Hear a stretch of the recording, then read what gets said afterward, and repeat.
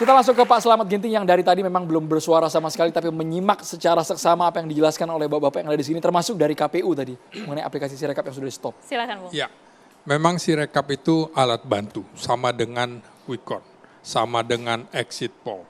Nah, kalau kita lihat hasil web KPU sampai dengan malam ini, ternyata itu nyaris tidak ada bedanya dengan lembaga-lembaga survei yang menyelenggarakan quick count. Quick count itu bisa diselesaikan di hari pertama tanggal 14 Februari, ada yang bisa menyelesaikan 15 Februari dan juga 16 Februari.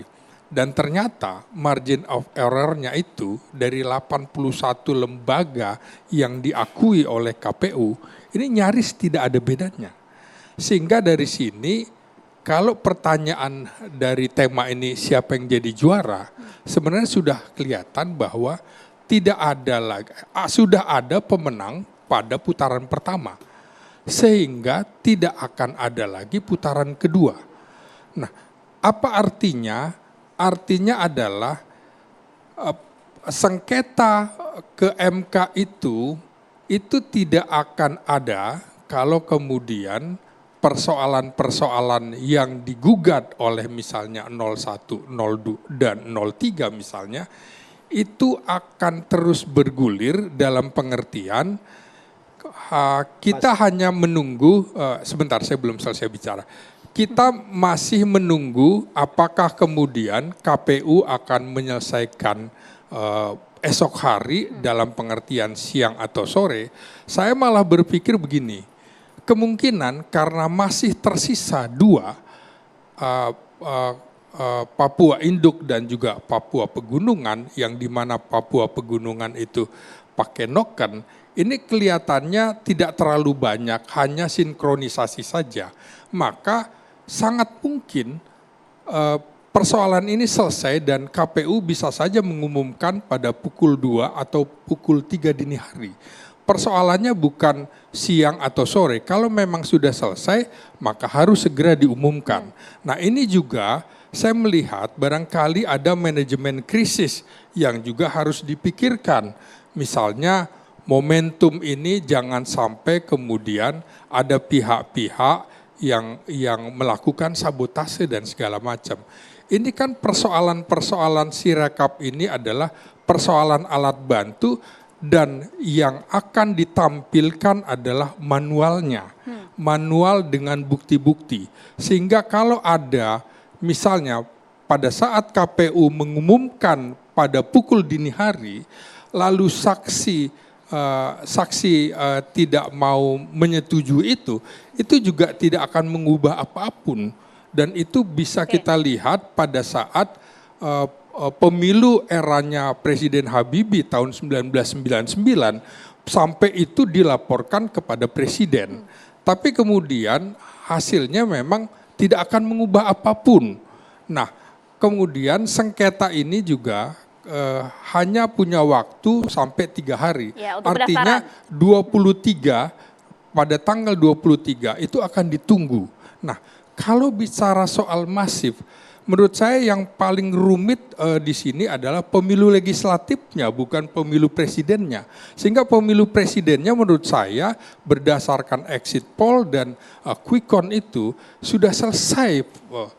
Karena hasilnya hampir semuanya itu menyatakan bahwa kubu 02 sekitar 57, 58, bahkan 59. Dan juga kubunya 01 sekitar 24, 25, kubu 03 sekitar 16-17%.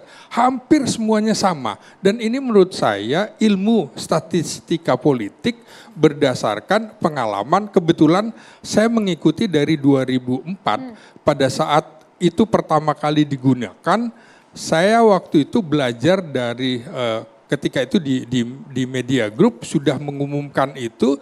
Pada pemilu 2004 itu juga sama. 1 hari setelah pemilu kemudian diberikanlah panggung buat SBY sebagai pemenang pemilu. Makanya kemudian saya tidak terkejut kalau dari 2004, 2009 hingga 2024 ada partai atau kubu yang kemudian dalam pengertian pesta kemenangan. Karena bagi saya itu sudah keniscayaan sampai kemudian kalau kita lihat bagaimana pimpinan negara-negara lain seperti Amerika, Australia dan lain-lain negara-negara besar segera mengumumkan presiden terpilih. Kalau dia salah, tentu ini akan mencederai hubungan diplomasi. Makanya kemudian sampai dengan kasus Putin segala macam, Joe Biden segala macam sudah mengucapkan selamat, menurut saya pemilu presiden sudah selesai. Oke, sampai di sana sudah terbaca artinya Ya, ya, Mas sudah Muhammad. terbaca. Silakan. Iya. Komentar begini, pertama mengatakan Sirekap sama dengan Quick Count sama dengan exit poll itu adalah benar tetapi tidak sepenuhnya benar. Tidak sepenuhnya benar karena Sirekap itu menggunakan dana publik. Kalau private aja Quick Count itu menggunakan dana private dan sangat akurat, kok dana publik dibuat main-main? Ini ada satu pelanggaran harus diinvestigasi. Yang kedua, ketika mengatakan bahwa ini hasilnya hasil yang dilaporkan oleh Sirekap itu sama dengan hasil Quick Count, disitulah makin kecurigaan kita. Kalau kita bicara book data itu masuk itu seperti botol yang tidak punya bottleneck-nya, dia gelondongan aja. Jadi angkanya akan fluktuatif. Ini kan nggak pernah fluktuatif. 02 di atas terus.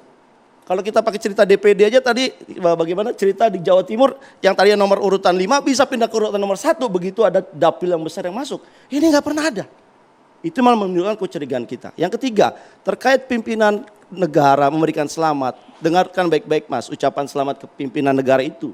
Mengatakan selamat atas quick count, selamat atas exit poll, bukan selamat atas KPU-nya. Jadi jangan dianggap sebagai alat legitimasi ini sudah menang. Itu misleading. Yang berikutnya, saya ingin berikan komentar kepada Bang Habib. Bang Habib, kami ini kan sama-sama kontestan. Wasitnya KPU, penyelenggara KPU, rakyatlah yang kita perebutkan. Artinya sebagai sama-sama kontestan, kita pengen pemilu yang bermartabat, pemilu yang punya integritas, pemilu yang jujur. Kalau saya lihat tadi narasinya, jangan pakai dana kementerian. Enggak, narasinya Bang Habib ini bukan seperti kontestan, menurut saya. Kenapa kalau kontestan jangan pakai dana Kemendes, jangan pakai dana Kementerian Trans, maksud saya gitu kan, begini. jangan curang, gitu kan, jangan maksud saya begini, suara di dalam papan narasi tengah, itu kan gitu Abang selalu bilang begini kan, yang paling bahaya itu expander nabrak mobil Force. Menurut saya enggak, pemilu itu siapapun yang menang, kalau dimenangkan dengan cara yang tidak fair, apalagi sudah kalah dia masih harusnya sudah curang masih sadar. kalah gitu loh. Apalagi sudah Kalau curang masih seorang- kalah, harusnya malu kalau gitu loh. seorang- Oke, ditanggapi dulu silakan Iya. Bang Habib. Bang Habibur Rahman. Ya, ditanggapi. Ini beberapa jam lagi tinggal Jadi gini, pengumuman. Kita Pak. tidak ingin flashback-nya terlalu jauh Bapak Bang Saya Habibur Rahman. ini tim ses ya, tim pemenangan. Anda tim pemenangan, ada lawyer juga. Kerja utama kita apa? Kerja utama kita adalah memenangkan paslon. Benar nggak? Ketika ada pengumuman quick count, ada yang dinyatakan belum menang, ya kan? Lalu harusnya misi utamanya adalah bagaimana memulihkan. Oh, ini karena terjadi kecurangan, kita belum menang nih, ya oleh quick count. Cari sesuatu yang ada relevansinya, yang bisa merubah. Yang bisa merubah itu adalah pengawalan rekapitulasi berjenjang. Jadi kalau kita sebagai tim ses, sebagai lawyer, sebagai tim pemenangan, larinya kemana-mana, misalnya soal Sirekap penting, betul saya sepakat dengan Bung Hidayat ya, bahwa penting sebagai bangsa yang bermartabat dan lain sebagainya dipakai jargon-jargon yang soal yang keren-keren itu. Tapi bagi paslon relevansinya tuh bisa jadi menang nggak dari yang tadinya kalah. Dengan kita mempersoalkan Sirekap salah, misalnya 100% salah Sirekap. Quick count 100% salah, nggak ada yang benar dari 1000 quick count itu kan. Bisa merubah nggak rekapitulasi berjenjang? Maka itulah tidak bisa. Maka yang dikawal adalah rekapitulasi berjenjang. Dan kalau sebaliknya, kalau kita ingin mendalilkan kecurangan, menuduh orang curang. Anda menuduh saya curang misalnya kan ya. Lalu mempersoalkan Sirekap, mempersoalkan quick count. Pertama adalah relevan signifikansi. Signifikansi ini tadi kan ya. Tidak bisa mempengaruhi. Yang kedua relevansi. Pertama gini, apa kaitannya Bang, dengan kita- kami? kita nggak pernah gitu menuduh loh. Nanti dulu. 02 curang. Belum Nggak selesai. pernah menuduh. Kan saya dipersilakan ngomong belum Oke, selesai. silakan. Ya kan Silakan, ya. Bang, silakan. Jadi peristiwanya di mana? Kalau kita bicara kecurangan, pelakunya siapa? Oke, relevansinya itu relevansi dengan afiliasi Hasil. perbuatan itu ke mana ya? Signifikansinya mana? Ini bisa merubah situasi atau enggak? Kalau enggak bisa merubah situasi, bagus. Saya enggak bilang teman-teman mempersoalkan ingin memperbaiki Sirekap, kita apresiasi, kami juga demikian halnya, ya kan? Kami pengen Sirekap bagus dan misalnya kita mau scoring terhadap kinerja KPU. Dalam konteks Sirekap saya bilang nggak sempurna, banyak kelemahan. Tapi dalam konteks mengedepankan keterbukaan, KPU juara saat ini gitu loh. Kenapa juara? KPU berani terbuka bahkan membuka kelemahannya sendiri gitu loh, terhadap publik. Maksud saya gini, pertama kita nggak pernah menuduh 02 curang. Yang kita bilang adalah kita sesama kontestan punya kepentingan yang sama, yaitu menjaga proses demokrasi ini lebih matang. Ini yang saya lihat kok narasinya kalau tadi itu kelihatan sekali pertanyaannya buat Bang Idam yang jawab adalah Bang Habib, itu kan udah kelihatan ini yang jadi KPU yang membela KPU kok 02. Maksud saya adalah kalau kita bermain pada kesamaan kita pengen demokrasi yang matang, abang juga harusnya advokasi dong perbaikan sistem. Narasikan dong. Dan Bapak-Bapak kita sampai dengan Tadi malam sudah hari ini. disampaikan. Bapak-Bapak malam hari ini kita kawal bersama disampaikan oleh- suara rekapitulasi yang sudah Singkat. masuk karena Persis. kita harus jeda dulu. Bang Andreas ditahan dulu. Kita harus jeda dulu. Hanya di Catatan Demokrasi pemirsa. Tetaplah bersama kami.